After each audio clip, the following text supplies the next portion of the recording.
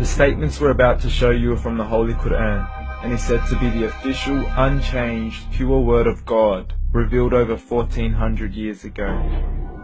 Claiming to be the word of God is a heavy statement, and without proof, or if a single contradiction is found within the book, the apparent word of God will be proven false. So without further ado, let's put the book to the test. In the 23rd chapter, titled The Believers, from the 12th to the 14th verses, God is said to give a detailed description of how the human being is formed. It begins by saying, "We then placed him as a sperm drop in a place of settlement, firmly fixed. Then we made the drop into a alaqa." We will translate this word very soon. "And then we changed the alaqa into a lump. Then we made out of that lump into bones. And then we clothed the bones with flesh. Then we caused him to grow and come into being and attain the definitive human form." In the 21st century, we can now safely say that this verse is clearly describing the process of human development in correct chronological order. However, what we should be paying attention to in particular is the second stage, referring to the development of the embryo. The specific word used to describe the embryo in this verse is the word alaqa.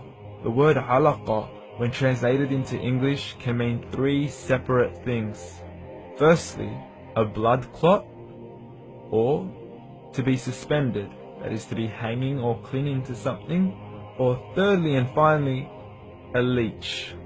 Now, all three definitions don't come anywhere near what we perceive to be the human embryo. So, why are these words used, and what significance do they share with the human embryo? Can the embryo be described as a blood clot? Well, what do you think? In the 3rd week of embryonic development, a tubular heart joins with the blood vessels to form a primordial cardiovascular system, and by the end of the 3rd week, the blood is circulating and the heart begins to beat on day 21. The first thing that comes to mind in regards to being suspended or hanging is the umbilical cord. But we can't use that example because we are simply referring to step 2, before the baby has even formed. But we now know today that the umbilical cord is formed from the connecting stalk. And the connecting stalk is formed as soon as the embryo is formed. The embryo's connecting stalk has even been described by John Allen and Beverly Kramer as an object to suspend the developing embryo in the extra-embryonic column. So an embryo is suspended and does have a strong resemblance with a blood clot.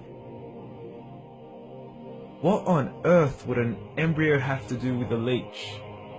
Figure A shows the structure of an embryo at 25 days. Figure B shows a leech.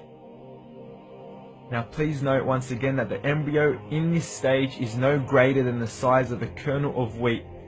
This is an X-ray of the embryo at 22 days. This is the internal structure of a leech. It's mind-blowing stuff, but you still haven't seen anything yet. This is the head of the embryo at 22 days. The detail you are seeing right now is absolutely impossible to be seen with the human eye and can only be seen with a microscope. This is the back end of a leech. There's no other words used to describe this other than mind-blowing. The pictures we have shown you are impossible to be seen with the human eye or even to be predicted by the human mind. Once again, the verses we have shown you were revealed over 1400 years ago to a man who couldn't read nor write. Are these the words of God? Descriptions of the human embryo in the Quran cannot be based on scientific knowledge in the 7th century.